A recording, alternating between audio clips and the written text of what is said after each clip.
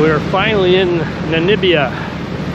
We were supposed to go in yesterday, but the fog was so dense that we couldn't get into that port. So now we're down here at Walvis Bay. And we've taken this four-wheel drive road down through here along the sand. And we're entering Sandwich Harbor. And as you can see, half the ship seems to be here. But it's beautiful. The town of Walvis Bay is bordered between a huge desert and the wild blue ocean, creating a mesmerizing and surreal landscape.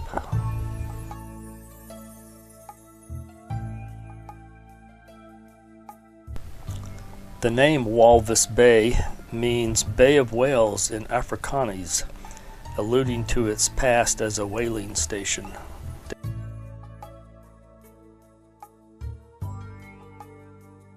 Since Walvis Bay was discovered by Portuguese explorer Bartholomew Diaz in the 15th century, the city has evolved into a bustling port with a thriving fishing industry. Its famous bright pink salt fields also produce about 400,000 tons of high-quality salt every year.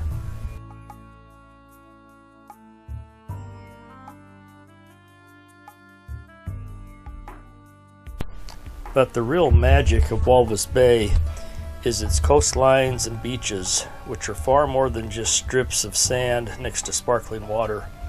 These coastal areas are teeming with incredible animals, affording unique wildlife viewing opportunities. And touring these places is like going to the beach and being on safari at the same time.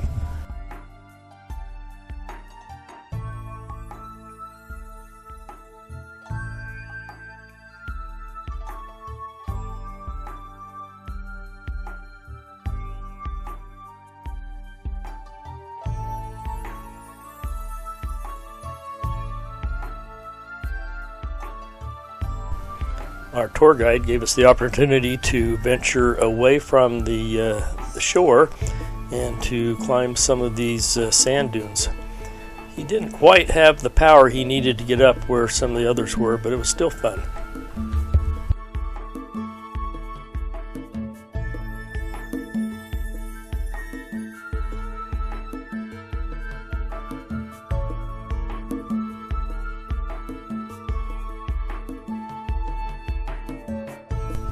We did take the opportunity to, while he was setting up lunch, we hiked to the top of this sand mountain. It was a bit of a struggle getting up there. It's kind of like 3 steps forward, 2 back. But once you got up on top, the view was incredible.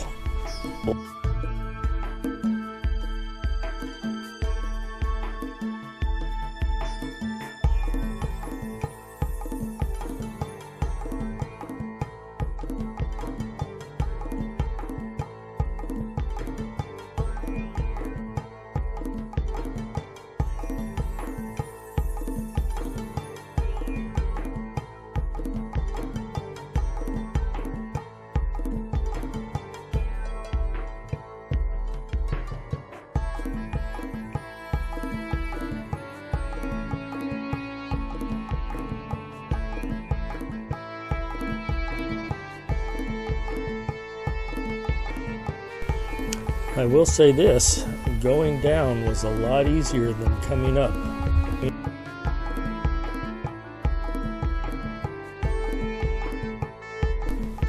Once we got back down from the sand mountain, we had a nice cold Coke Zero to quench the thirst, and then we had a really nice little lunch that included Gimsbach,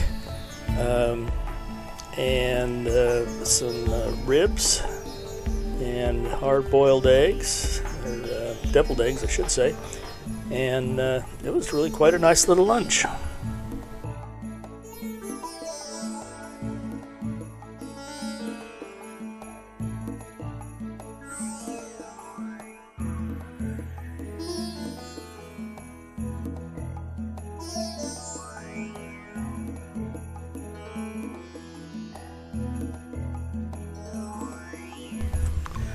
The waterfowl in the area was incredible, and probably the most numerous by far is the pink flamingos.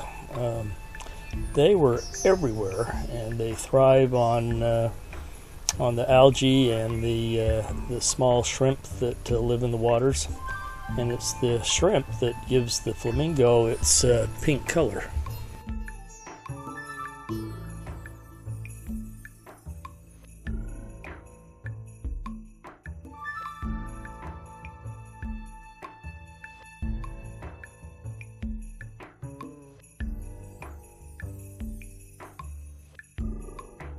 It was soon time for us to head back to town, but we still had a few more surprises in store for us as we drove back along the beach and then back in ways through the desert. As I mentioned earlier, this adventure was a little bit of beach and sand dunes along with a safari. Along the beach we saw lots of birds and lots of seals, but once we kind of headed inland a little bit, then we kind of got into the safari mode with some beautiful animals.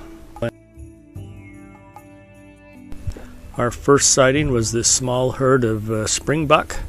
You can see there's a couple of small little bucks in there. Beautiful animals. And then we ran into some gemsbok, or oryx as they're called. They were out a ways, so I wasn't able to zoom in too close, but again, these are magnificent animals.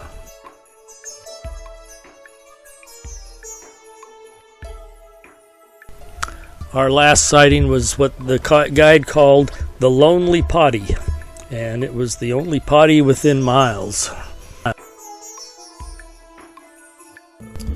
Namibia is a beautiful country.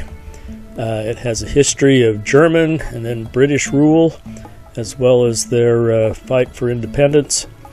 And it's a country that I'd like to come back to and probably do a full-blown safari. It is very enticing. I'm kind of sad that we weren't able to make it to the first port of Luderitz.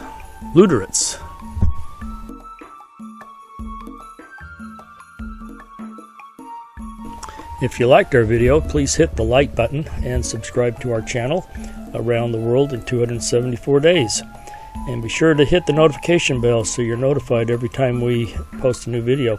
The next one will be on the country of Angola. Thanks for watching.